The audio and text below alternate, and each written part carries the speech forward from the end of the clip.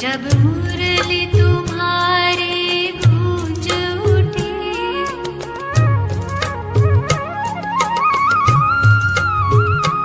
आंगन में दिखे दृष्टि देते, जब मुरली तुम्हारी गूंज उठी, जब सभा में कोई चिड़िया चहकी, जब सभा में कोई चिड़िया चहकी, तो स्नेह में अखियां भर आई, वो प्यार तुम्हारा याद आया।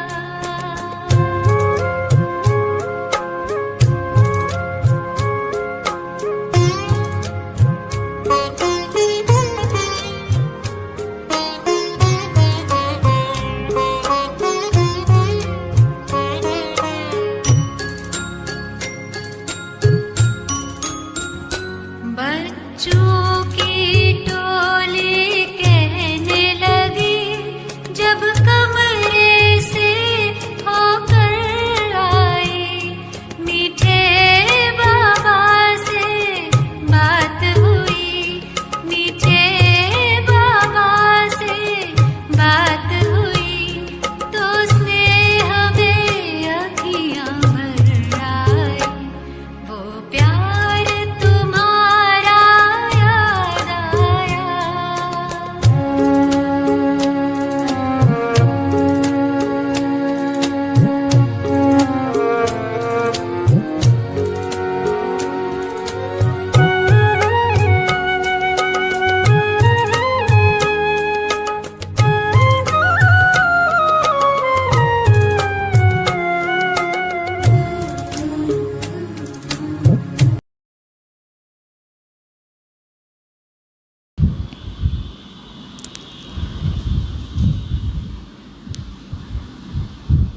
ओम शांति। आज हमारी मीठी मीठी प्यारी प्यारी यज्ञ की सह प्रशासिका परम आदरणीय मनमोहिनी दीदी जी, नाम ही ऐसा सिद्ध करता है, मन को मोहने वाली प्यारी दीदी जी, बहुत ही यज्ञ को संभालने वाली, बाबा के साथ दिल का प्यार, सच्चा प्यार, दिल रुबा, सच्ची सच्ची गोपी। दीदी जी के अंदर अलर्टनेस, एक्यूरेसी, सभी वत्सों के लिए दिल में बहुत बहुत प्यार,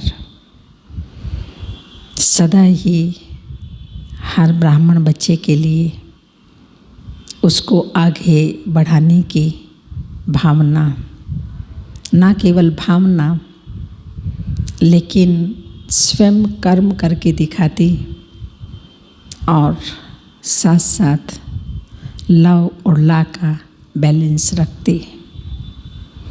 दीदी जी इतने बड़े घराने की होते हुए भी बहुत ही निर्माणचित थी, निरअहंकारी थी, और मेरा तो दीदी जी के साथ बहुत ही नज़दीक का कनेक्शन रहा। यूँ कहूँ कि दीदी जी ही मुझे बाबा का बनाने में, यज्ञ में समर्पित करने में और रजौरी गार्डन में रहने में बहुत बहुत दीदी जी का हाथ रहा, साथ रहा। यहाँ तक कि जब मैं पहली बार मधुबन में गई, सबसे पहले दीदी जी से ही मिली, और मेरा परम सौभाग्य है कि दीदी जी ने मेरा नामकरण किया। शक्ति नाम दीदी जी ने ही रखा, और ना केवल नाम रखा, मगर दीदी जी ने मेरे अंदर समय प्रति समय वो विशेषताएं भी भरी। मैं जब बाबा की बनी, बहुत ही मेरे जीवन में संघर्ष था, मगर दीदी जी के 15 दिन में 2 पत्र हमारे पास आते थे और वो पत्र मुझे इतनी शक्ति भर देते थे। बड़े से बड़ा बंधन भी बाबा से इतना नज़दीक का संबंध जोड़ देता था, जो ऐसे लगता था कि ये जीवन बहुत ही सहज है, मुश्किल नहीं है। जबकि जीवन में बहुत ज़्यादा इस तरह की बातें आती थी जो असहनीय होती थी। मुझे याद आता है एक बार जब मैं अपने लौकिक घर में जा रही थी, तो दिल्ली में एक बहुत बड़ा प्रोग्राम हो रहा था। सुबह सुबह मुझे निकलना था, तो दीदी जी स्टेज पर थे और मैं दीदी जी से मिलने के लिए स्टेज पर ही पहुंची। तो जैसे ही मैं दीदी जी के पास सामने दृष्टि ले रही थी, दृष्टि लेते लेते मैं भाव विभोर हो गई, इमोशनल हो गई, मेरी आंखों में आंसू आ गए। तो दीदी जी चेहरे की तरफ देखते रहे, बहुत पावरफुल दृष्टि देते रहे, और मैं जब इमोशनल हुई, आंखों से आंसू आने लगे, तो दीदी जी की जो दृष्टि थी वो लव की बजाय लौ की हो गई। फिर शब्दों में दीदी जी ने कहा, नाम तो शक्ति है और आंसू बहा रही है। दीदी जी ने कहा, जिस कार्य के लिए आप जा रही हो, तुम्हें वास्तव में विजयी रतन बनकर के आना चाहिए, जैसा तुम्हारा नाम है। लेकिन अगर तुम आंसू बहाओगे तो वहीं खूंटे को बंध जाओगे। खूंटे को बंधती है बकरी, और नाम तुम्हारा शक्ति, और शक्ति की शेर पर सवारी होती है। अगर तुम अपने नाम को सार्थक करना चाहती हो तो वापस लौट कर के आओगी, अर्थात तुम अपनी जो परिस्थितियाँ हैं, जिस स्ट्रगल में तुम जा रही हो, उस पर विजय प्राप्त करोगे। और सचमुच में ऐसी परिस्थितियाँ आई, बहुत ही, जैसे मैं कह सकती हूँ हिमालय जैसी थी, और ऐसे लग रहा था कि मैं इस परिस्थिति को पार नहीं कर पाऊँगी। और जब परिस्थिति एकदम नज़दीक आई, मैंने सामने अपने प्यारे मीठे बाबा को रखा, और बाबा को साथ रखते हुए बड़ी दीदी जी को साथ रखा, और वो शब्द याद किए जो मेरे लिए वरदान थे कि आज मैं खूंटे को बंधने जा रही हूँ, और बाबा मुझे शेर पर सवारी का जो भक्ति मार्ग में चित्र है वो सामने ला रहा है। बाबा को कहा, बाबा क्या करूँ? दीदी जी को भी कहा दिल ही दिल में, आप तो माउंट आबू बैठे हैं, मैं यहाँ पर अभी अकेली महसूस कर रही हूँ, तो मैं क्या करूँ? दीदी जी ने कहा, सेकंड में जवाब दिया, भूल गई बाबा को, बाबा आपके साथ है और सारा परिवार आपके साथ है। सचमुच उस इतनी बड़ी हिमालय जैसी परिस्थिति को ऐसे पार कर लिया जैसे मक्खन से बाल। और मैं भी देख कर के हैरान हो गई कि बाबा वाकई में आप जो कहते हैं मैं जादूगर हूँ, और ये तो जादू की छड़ी आपने ऐसे लगा दी, ऐसे चला दी कि जो मैं एकदम इस पर विजय प्राप्त करके और आपकी गोद में बैठ गई। तो दीदी जी जो भी वाक्य किसी भी कन्या को, किसी भी भाई को एक बार बोल देते थे, कह देते थे, वो वरदान बन जाते थे। और वो वरदान जो आत्मा अपने समय पर उसको यूज़ करती थी, उस परिस्थिति पर विजय प्राप्त कर लेती थी। तो सचमुच में जो दीदी जी ने कहा था कि शेरनी शक्ति बनकर के आएगी या बकरी, तो मैं शेरनी शक्ति बनकर के आई और उस परिस्थिति पर मैंने विजय प्राप्त की। तो एकदम मैं सेंटर पर तो नहीं आई थी, लेकिन उस परिस्थिति पर विजय प्राप्त की। कंटिन्यू दीदी से मेरा कनेक्शन रहता था। दीदी जी पत्र लिखते रहते थे, मैं भी सप्ताह में 2 पत्र मधुबन में दीदी जी को लिखती थी। एक बार दीदी जी का पत्र आया और दीदी जी ने उसमें लिखा कि शक्ति भगवान के घर में देर है लेकिन अंधेर नहीं, क्योंकि लगभग 1-1.5 साल मेरी परिस्थितियों को, बंधनों को सहते सहते सहते हो गया था और मैं तंग सी हो गई थी कि ये क्या, बाबा का बनने जा रही हूँ, भगवान का बनने जा रही हूँ, भगवान के घर में रहने जा रही हूँ, ये मैंने लक्ष्य रखा है, लेकिन इतनी बड़ी बड़ी परीक्षा बाबा लेता है। लेकिन जब मैं ये पत्र बार बार पढ़ती थी कि शक्ति भगवान के घर में देर है लेकिन अंधेर नहीं, वो भी एक दिन मेरे सामने आया जो बड़ी दीदी जी ने वरदान दिया और वह वरदान भी सार्थक हुआ। तो ऐसे ही मैं विजय प्राप्त करती परिस्थितियों पर दिल्ली पहुंच गई। तो बड़ी दीदी जी का रियली ऐसे अनुभव होता था कि जैसे माँ बच्चे को आगे बढ़ाने के लिए और उसका जीवन बनाने के लिए उसे हर पल हर घड़ी सिखाती रहती है। तो ऐसे दीदी जी मुझे बहुत कुछ सिखाती थी। जब मैं दिल्ली में आई, दीदी जी का पत्र आया कि आप अभी घर में हो लेकिन अभी आप सेवा करना चाहती हो और सेवा के लिए मैं आपको ऑफ़र दे रही हूँ, आप बनारस जाओ। तो दीदी जी ने मुझे चक्रधारी दीदी के साथ, वो भी जा रही थी, वहाँ पर बनारस में भेजा। मुझे वहाँ पर सेवा का बहुत चांस मिला। सेवा में वहाँ पर मुझे रोज़ मेडिटेशन कराने का चांस मिलता था। शाम को बहुत बड़ा वहाँ पर हॉल था, उस हॉल में ढेर सारी माताएं आती थी। शायद अभी भी गाय घाट पर हमारा वो सेवा केंद्र है, तब से ही खुला हुआ है, वहाँ पर बहुत बड़ा है, तो तब वो खुला ही खुला था। तो वहाँ पर ढेर सारी माताएं आती थी। तो वहाँ की जो सुरेंद्र बहन और चक्रधारी दीदी और साथ में बिमला बहन जो चांदनी चौक में हैं, वो भी मुझे पहले मेडिटेशन कराने के लिए भेजती थी और फिर मुझे कहती थी तुम्हें एक गीत सुनाना है और गीत के बाद तुम्हें माताओं को बहलाना है, जब तक हम आएँ उनको बहलाना, कुछ भी उनको बाबा का ज्ञान सुनाना। और मुझे कोई एक टॉपिक दे देते थे, वो उस टॉपिक पर मैं 10 मिनट 15 मिनट कभी कभी आधा घंटा भी मैं उनको सुनाती थी।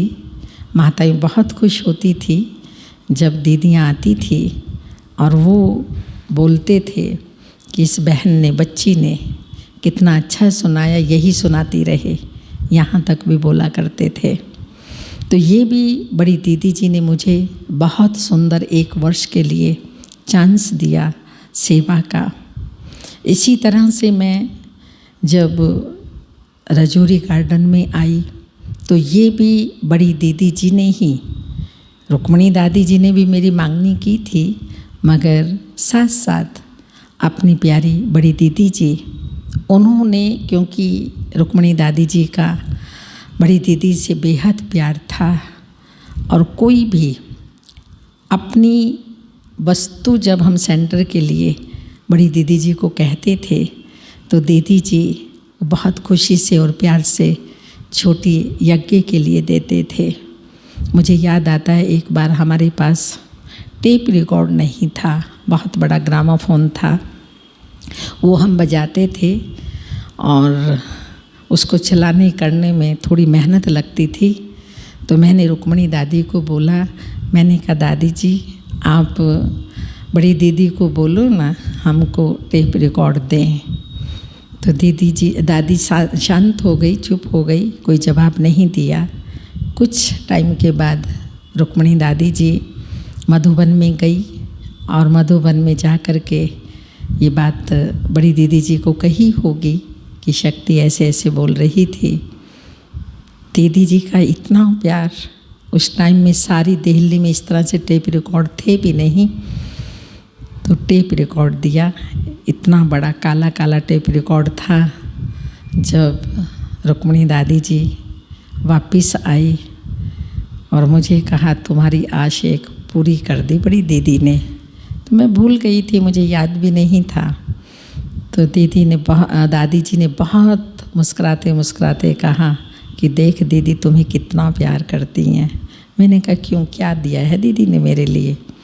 तो दादी जी ने टेप निकाली और मुझे दे, कहा ये तुम्हारी इच्छा थी कि दीदी जी टेप रिकॉर्ड दे, तो उन्होंने तुम्हारे लिए विशेष गिफ्ट दी है। मुझे इतनी खुशी हुई कि ऐसे तो माँ को भी कोई चीज़ कहें इतनी जल्दी नहीं देंगे, लेकिन दीदी को एक ही बार में दादी जी ने कहा और ये टेप रिकॉर्ड बड़ी दीदी जी ने दिया। थोड़े दिन के बाद फिर मुझे एक संकल्प आया। रजौरी गार्डन में पुराने बर्तन होते थे, तो कोई भी गेस्ट आता था, क्योंकि अक्सर बड़ी दादियाँ, चाहे प्रकाशमणि दादी जी हैं, जानकी दादी जी हैं, गुलजार दादी जी हैं, इनके साथ साथ जयंती बहन, मोहिनी बहन, ये सब भी रजौरी गार्डन क्लास कराने आते थे।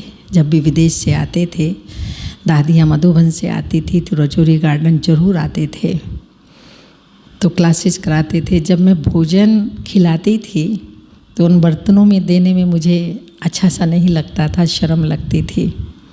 तो ये बात भी मैंने कही। हमको उस टाइम में ये समझ नहीं थी कि हम स्टूडेंट को बोले ये चीज़ आश्रम में चाहिए, ऐसा होता है, ये समझ नहीं थी। और आज दिन तक भी हम कोई भी चीज़ ऐसे स्टूडेंट को बोलते भी नहीं हैं, बाबा को ही कहते हैं, और बाबा वो संकल्प उनको देता है, टच कराता है। अगर कोई पूछता है तो हम कह देते हैं, लेकिन अपनी तरफ से आज दिन तक भी नहीं कहते। उस टाइम में तो खैर मालूम ही नहीं था।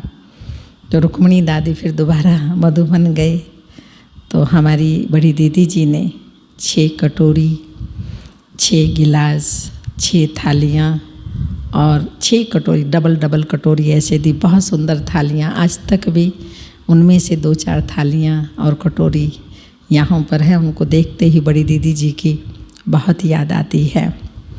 तो जैसे कन्या ससुराल में जाती है और वहाँ पर कोई चीज़ की उसको आवश्यकता होती है, वो मायके में बोलती है। तो हमें बचपन से ही, जब से हम बाबा के घर में आए, हमेशा यही लगता था कि हमारा मायके मधुबन है और मधुबन में दीदी दादी 2 हंसों का जोड़ा, वो हमारे दोनों माता पिता हैं। तो कोई भी दिल की इच्छा होती थी, मन में कोई ख्वाहिश होती थी, रुक्मणी दादी को कहते थे। और दादी जी जब भी मधुबन गए, कोई ना कोई ऐसी चीज़ अवश्य लाए जिससे हमें ये महसूस होता था, अनुभव होता था कि हमारी बड़ी दीदी ममतामयी माँ हैं और वो माँ हमारी हर इच्छा को पूरी करती है। तो दीदी जी लव और लाव का बैलेंस रखते थे, कन्याओं का विशेष ध्यान रखते थे दीदी जी। एक बार की बात है, मुझे याद आता है, क्योंकि दीदी जी बाबा की स्टूडेंट लाइफ क्या है, शिव बाबा हमारा टीचर भी है, उसको भी बहुत ही अच्छे तरीके से अपने जीवन में धारण किए हुए था, सभी जानते हैं। बड़ी दीदी जी जब भी क्लास में आते थे, कॉपी पेंसिल लेकर के आते थे, पॉइंट नोट करते थे, क्वेश्चन आंसर लिखते थे, और वो क्वेश्चन आंसर भारत के और भारत से बाहर भी अंतरदेश से एक लिफाफा होता था, उस लिफाफे में पत्र लिखते थे, साइड में थोड़ा सा पत्र लिखते थे, और उसके अंदर जो सारा होता था 10 क्वेश्चन, 8 क्वेश्चन, 11 क्वेश्चन आंसर ये होते थे। जो हम सभी क्लास में उनको सुनाते थे और क्लास में भी पूछते थे और बताते थे। दीदी जी का, दादी जी का पत्र आया, उस पत्र को क्लास में सुनाते और फिर क्वेश्चन आंसर करते थे। तो एक बार की बात है, शाम की क्लास हो रही थी और मैं अपने कमरे में जानकी दादी जी की क्लास किसी की डायरी में लिखी हुई थी, उस डायरी से मैं अपनी डायरी में उस क्लास को उतार रही थी। उस टाइम में जैसे आज इतनी सुविधाएं हैं, सब क्लासेस आदि मिल जाती हैं, बहुत सहज उस टाइम नहीं मिला करती थी। हर एक को अपनी अपनी डायरी में नोट करना पड़ता था।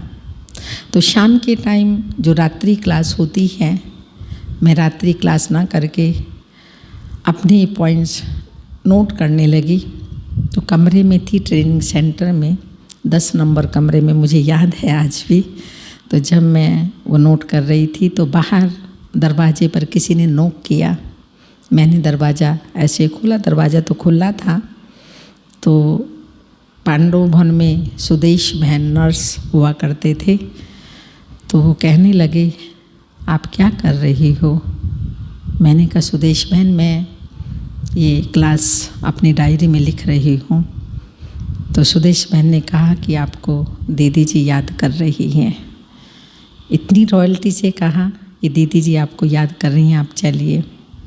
तो मैं नोटबुक रख कर के क्लास में पहुंची। हिस्ट्री हॉल में क्लास हो रहा था और दीदी जी के पास जाके ऐसे बैठ गई। तो दीदी जी ने बड़े प्यार से ऐसे आंख दिखाई और कहा, बैठो, अभी तो बैठो, फिर बात करती हूँ। तो जैसे क्लास पूरी हुई तो दादी जी बड़े प्यार से ऐसे ऐसे करके ऐसे कान पकड़ते थे। कहा, कहाँ थे आप? तो मैंने बताया, कहा आपको पता है शाम को क्लास हो रहा था और क्लास होता है शाम को। तो मैंने कहा, दीदी जी मैं तो रोज़ आती हूँ मगर आज इस कारण से नहीं आ पाई। कहा, कभी भी क्लास चाहे सुबह की है चाहे शाम की है, मिस नहीं करनी, हमारी स्टूडेंट लाइफ है। और शाम को जितनी भी भारतवर्ष में सेवाएं होती थी और पत्रों में लिख कर के सब बहनें वहाँ मधुबन में भेजते थे, वो शाम को सर्विस समाचार सुनाया जाता था। तो दीदी जी ने कहा कि अगर आप सर्विस समाचार सुनोगी नहीं तो सर्विस करोगी कैसे, और आपको भी एक दिन समाचार ये सब भेजने हैं तो कैसे भेजोगे। इसलिए शाम को क्लास मिस नहीं करना है, शाम को भी क्लास में आना है। तो ऐसे क्लास के लिए भी दीदी जी हमारे को ध्यान खिंचवाते थे और उसके बाद हमने कभी भी इस तरह से रात्रि क्लास भी मिस नहीं किया। अमृत बेले दादी जी जब योग कराते थे, हम जल्दी जल्दी जाकर के सामने सामने बैठते थे, क्योंकि दीदी जी की दृष्टि इतनी पावरफुल थी। योग में बैठ कर के जब वो पावरफुल दृष्टि देते थे तो अमृत बेला इतना अच्छा होता था कि बस बाबा से सेकंड में लिंक जुड़ जाता था। और लिंक जुटने के साथ साथ अमृत बेले ये महसूस होता था कि मैं जैसे फाउंटेन के नीचे बैठी हूँ और बाबा सर्व शक्तियों की रेजिस मेरे ऊपर डाल रहा है। बहुत से अच्छे अच्छे अनुभव होते थे और इतने अलर्ट होकर के, क्योंकि एकदम दीदी जी के सामने बैठते थे तो एकदम अलर्ट होकर के बैठते थे, आंख ऐसे हो सवाल ही नहीं। तो अमृत बेले का महत्व भी दीदी जी के साथ सामने बैठ कर के जब हम योग करते थे हमें उस महत्व का मालूम हुआ। और इतनी बड़ी दीदी जी ने हमारे अंदर शक्ति भर दी कि जो आज दिन तक भी कोई भी कारण हो हम अमृत बेला मिस नहीं करते, क्योंकि अमृत बेले बाप और बच्चों की जो अपॉइंटमेंट होती है, बाबा जो सर्व शक्तियाँ हम बच्चों में भरते हैं, बाबा जो नई नई सेवा की इन्वेंशन हमारी बुद्धि में टच कराते हैं, वो सारा दिन में नहीं होते। तो अमृत बेले का महत्व मालूम हुआ और उस महत्व को हमने अपने जीवन में धारण किया और उससे हमको बहुत प्राप्तियाँ होती थी। योग कराने के बाद दीदी जी आज भी मुझे सामने आ रहा है बोलते हुए, मैं इमोशनल से भी होती जा रही हूँ। अपने कमरे के बाहर खड़े होते थे और बहुत सुंदर वाइट फूल हार श्रृंगार का एक बहन लेकर के, वो सुदेश बहन ही होती थी, लेकर के खड़ी होती थी। पहली दीदी जी सबको दृष्टि देते थे। जब योग कराते थे तब तो हम दृष्टि लेते ही थे, परंतु वहाँ पर भी एक एक को दृष्टि देते थे और एक एक फूल देते थे। वो फूल ऐसा महसूस होता था कि हम ऐसा फूल बनने वाले हैं और दीदी जी हमको ऐसा बनाना चाहती हैं। तो वो दृष्टि भी इतनी पावरफुल होती थी जो हम एकदम शक्तिशाली बन जाते थे। ऐसे बहुत से अनुभव हैं। मुझे याद आता है कि दीदी जी नियमों में इतने पक्के थे, मर्यादाओं में इतने पक्के थे, जो स्वयं तो उन मर्यादाओं को पालन करते ही थे, मर्यादा पूर्वक चलते ही थे, लेकिन हर टीचर्स को भी आदर्श टीचर्स देखना चाहते थे। हम लोग उस टाइम में 2 महीने 3 महीने सेवाधारी में ठहरते थे, सेवाएं करते थे। रोटी बेलने की सेवा है, रोटी खिलाने की, भोजन सारा सेट करने की। तो उस टाइम में हमारा एक ग्रुप होता था और बुलंदशहर की सावित्री दीदी हमारा सारे ग्रुप का हेड होती थी। तो वो हमको कभी कभी पहाड़ी पर, बाबा की पहाड़ी पर या इधर उधर घुमाने ले जाते थे। वैसे तो हमें टाइम नहीं मिलता था, बहुत व्यस्त रहते थे हम सेवा में, लेकिन दोपहर में अपने सोने के टाइम हफ्ते में 1 बार 2 बार हम बाहर सावित्री दादी के साथ घूमने चले जाते थे। तो एक दिन दादी नहीं गए, हम सारी और कन्याएं थे, 5-7 कन्याएं थे, तो हम घूमने चले गए। तो हमने किसी को भी बताया नहीं, बाहर चले गए ऐसे, हमें नहीं मालूम था किसी को बता के जाना होता है। तो अचानक मालूम नहीं बड़ी दीदी जी को कुछ मुझे कहना होगा या कोई ऐसी सेवा होगी। तो 2:30 बजे के आसपास पंडित जी हुआ करते थे जो पहरा देते थे, उनको बुलाया, कहा शक्ति को बुलाओ। तो कमरे में वो किसी को भेजा होगा, मैं कमरे में थी नहीं। बाबा के रूम में देखा तो वहाँ भी मैं नहीं थी।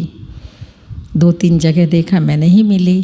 तो उस भाई ने दीदी जी को आकर के कहा कि शक्ति बहन तो नहीं मिली, मालूम नहीं कहाँ हैं। तो जब हम बहनें पांडव भवन में पीछे के गेट से हम जाते थे, पीछे के गेट से प्रवेश कर रहे थे, तो पंडित भाई साहब, उसको पंडित जी कहा करते थे, तो वो भाई खड़े हुए थे। तो ऐसा मुझे देखा और देख करके बोला, बहन जी कहाँ गए थे, बहुत मुस्कुराते हुए। मैंने कहा कहाँ गए थे, हम तो घूमने गए थे। कहा आपको दीदी जी बुला रही हैं। तो मैं अंदर ही अंदर इतना डर गई और बहुत मुझे वो लगा कि ये क्या, मैंने आज कोई भूल की या मेरे से कोई गलती हो गई, क्या हुआ। तो मैंने कहा अभी जाना है क्या भाई। तो उसने कहा ना अभी तो नहीं जाना है, अभी आप शाम को 5:30 बजे जाना। तो मैंने कहा ठीक है। मुझे नींद भी नहीं आई, जल्दी जल्दी स्नान पानी किया, तैयार हुई। तो दीदी जी के दरवाजे के बाहर सोफ़ा पड़ा हुआ होता था, आज भी पड़ा है, वो सोफ़ा रखा हुआ है, उस पे जा कर के बैठ गई। तो ऐसे दरवाज़ा देखा भी बंद था। तो दीदी जी ने 5:30 पौने 6 के बीच में दरवाज़ा खोला और खोल करके देखा ऐसे। फिर दरवाज़ा बंद करने से पहले कहा कि अभी 2 मिनट के बाद अंदर आना। मैंने कहा ठीक है दीदी। तो मैं दीदी के कमरे में गई और दीदी जी ने पहले तो लव और ला की दृष्टि दी, फिर बोला आपको पता है। मैं बस ऐसे चुपचाप बैठी रही। आपको पता है कोई भी जब घर से बाहर जाता है तो किसी न किसी को बोल कर के तो जाता है। तो मैंने ऐसे किया, जी दीदी जी। कहा आप किसको बता के गई थी। मैंने कहा दीदी जी मैं तो किसी को भी बता के नहीं गई। कहा फिर ये अच्छी बात है। मैंने कहा जी दीदी जी ठीक बात नहीं है ये। तो मैंने कहा दीदी और सब बहनें जा रही थी, उन्होंने कहा चलो तो मैं भी चली गई। तो कहा ठीक है गई हो, लेकिन पहरे पर जो भाई होता है उसको बता के जाना होता है। अगर मैं सामने हूँ या इधर उधर हूँ, हमको बता के जाना होता है, ऐसे थोड़ी जाना होता है। तो ऐसे फिर प्यार से कान पकड़ा, मैंने सॉरी कहा, माफ़ी मांगी दीदी जी से। और उस दिन के बाद हम लोग जब भी मधुबन जाते और गेट से बाहर निकलते, कभी भी बिना बताए नहीं निकलते। इस प्रकार की छोटी छोटी बातें, जिसको नियम मर्यादाएं हम कहते हैं, इतनी छोटी छोटी बातें भी दीदी जी हमें सिखाती थी।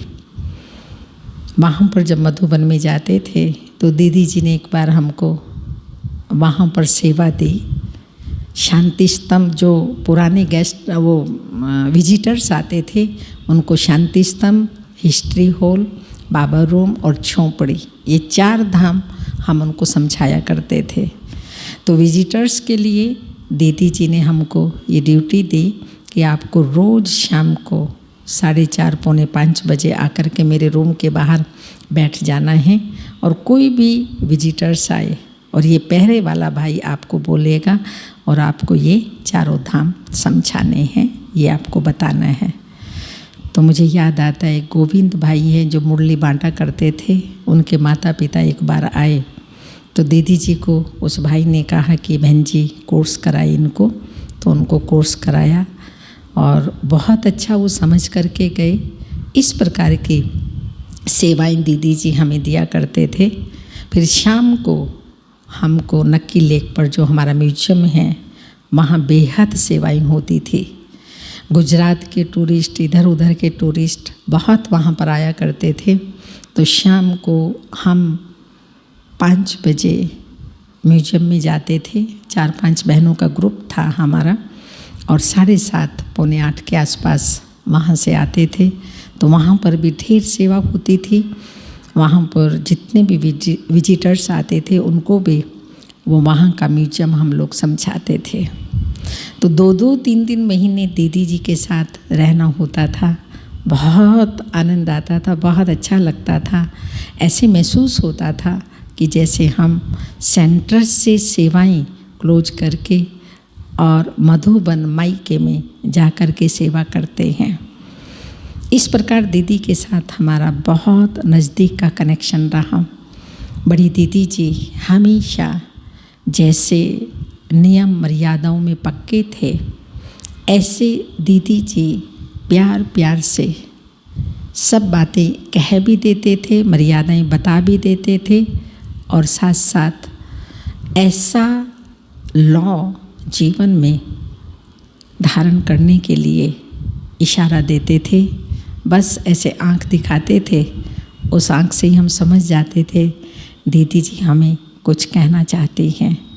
रोज़ दीदी जी के पास जाते थे गुड नाइट करने, दादियों के पास, सबके पास जाते थे।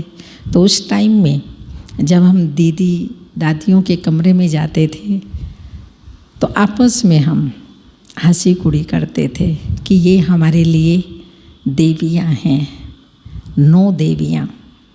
और उनके पास जैसे चंद्रमणि दादी है, निर्मल शांता दादी जी थे, शांतामणि दादी जी थे, मनोहर दादी जी थे। सबके पास हमारा नियम था रात को गुड नाइट करना और सुबह जा कर के गुड मॉर्निंग करना। और जब दादियों के पास हम जाते थे और दीदी के पास भी विशेष जाते थे, एक दूसरी लालच भी हमें थी। वो लालच थी हमारी, दीदी जी हमें बादाम देती थी। वो बादाम लेकर के ऐसे लगता था जब हम खाते थे, किसी को नहीं देते थे, अपना खुद खाते थे, कि आत्मा और शरीर दोनों हमारे शक्तिशाली बन गए। रात को एक नियम होता था, धूप वास करते थे मधुबन में। शुरू में जब पांडव वन में रहते थे तो ये हम कन्याओं की ड्यूटी लगती थी। मधुबन में जब जाना होता था, हम दीदी जी के पास जाते थे तो दीदी जी ये ड्यूटी देती थी 2-3 कन्याओं को, वो सब के कमरों में जा कर के ये धूप वास करते थे। तो ऐसी छोटी छोटी, जैसे घर में हम लौकिक में भी अगर जाते हैं तो माता पिता सेवाएं देते हैं या कुछ भी कार्य हम करते हैं, तो हमारा घर तो मधुबन ही था बेहद का घर। यहाँ तो सेंटर्स पे हम सेवा स्थानों पर रहते हैं, सेवाएं करते हैं। सचमुच में जब पहले मधुबन में जाते थे, एक और बात याद आती है, जो हमारा शांति स्तंभ है, उस शांति स्तंभ के चारों ओर बैठने का जो बना हुआ है सीटिंग, जब विदाई लेते थे तो बड़ी दादी जी और दीदी जी सबको विदाई देते थे। और विदाई देने के समय दीदी जी सबको 2 बादाम, मिश्री, इलायची सब बैठे रहते थे और दीदी दादी जी ये सबको देते थे। हम तो डायरेक्ट मुंह में लेते थे। और गीत बजता था, बाबा तेरे घर का श्रृंगार जा रहा है। सचमुच में लौकिक में डोली जाती है तो भी लोग शायद बनावटी आंसू बहाते होंगे, पर हमारे जो दिल से, अंदर से मधुबन से आने की दिल नहीं हुआ करती थी और आना पड़ता था, तभी से हमारे आंसू शुरू हो जाते थे आने। वो प्यार के आंसू ऐसे आते थे कि ऐसे महसूस होता था कि घर से ये श्रृंगार, बाप के घर से, माँ के घर से ये श्रृंगार जा रहा है, मगर सेवा के लिए। आबू तक आने में हम लोगों को आंसू आते रहते थे। बिल्कुल दिल नहीं हुआ करती थी मधुबन से आने की। इतना प्यार दीदी दादी, इतना प्यार बाबा हम बच्चों को देता था, जो आने के बाद भी कितना समय तक हमारा बुद्धि योग मधुबन में ही रहता था। और ऐसा लगता था जब मधुबन छोड़ कर के आते थे कि स्वर्ग से नरक में जा रहे हैं, परंतु ये तो रीत थी, जो जाएगा वो आएगा, जो आएगा वो जाएगा। तो इतना प्यार दीदी दादी हम सब बहनों को देती थी, उस प्यार की आज भी याद आती है। और वो याद जब जुलाई मास आता है ताज़ा हो जाती है। बड़ी दीदी जी की याद।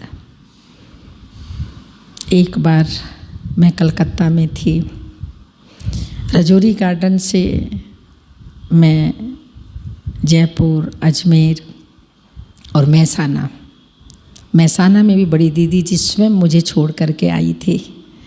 मैं सेवा के लिए एक बार मधुबन में गई हुई थी, तो मेरी दिल थी कि मैं कुछ टाइम के लिए थोड़ा इधर उधर चक्कर लगाऊं।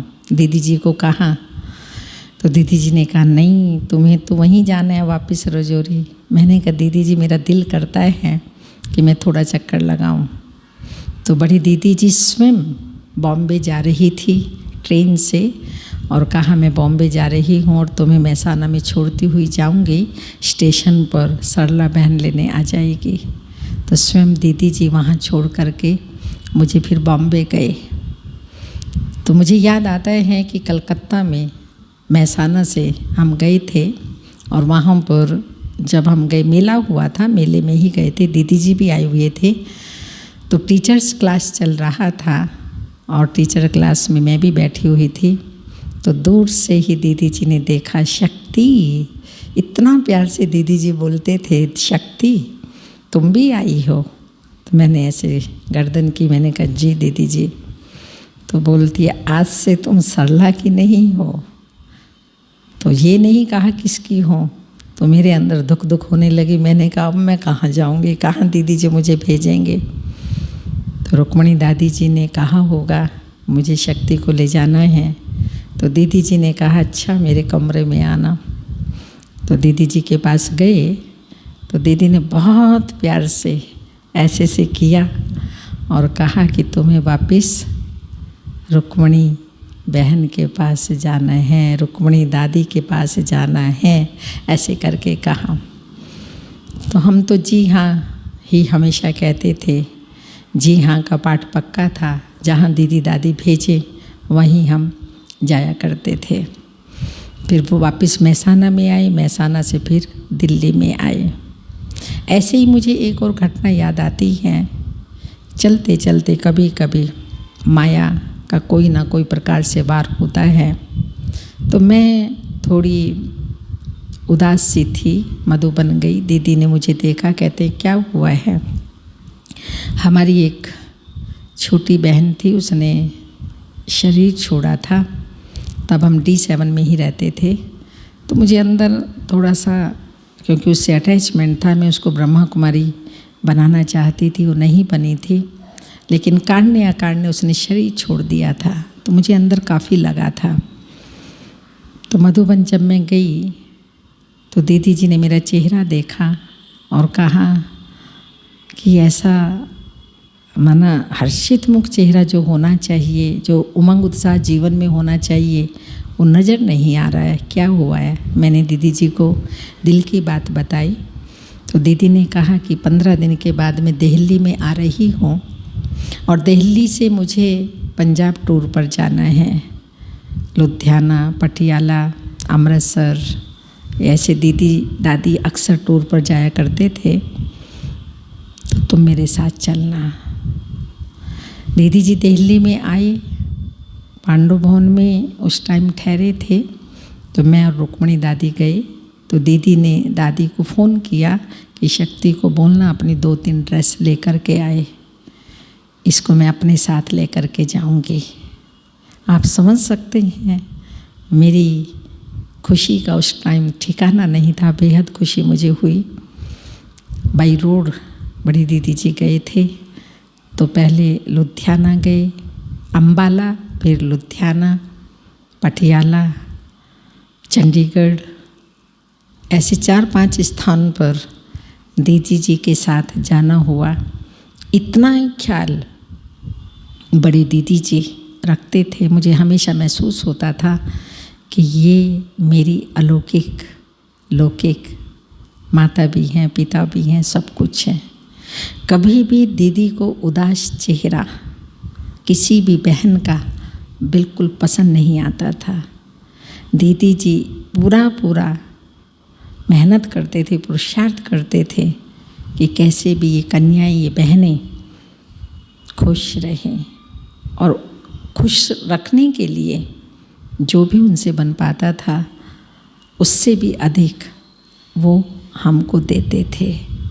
तो बेहद प्यार दिया, प्रेम दिया, वो पालना दी। जिस पालना ने, जिस प्यार ने आज हमको यहाँ तक पहुँचाया है, तो रुक्मणी दादी का भी दीदी से प्यार था, मेरा भी प्यार था, और हमारे जो मेहता भाई साहब, कोकिला बहन, उनसे भी बेहद प्यार था। तो दीदी जी ही मुझे यहाँ पर, जो आज मैं इस मुकाम पर पहुँची हूँ, आज कुछ बन पाई हूँ, उनका सदा साथ रहा है, हाथ रहा है। और वो जानते थे कि ये बाल्की रुक्मणी दादी के पास सेट हो जाएगी, एडजस्ट हो जाएगी।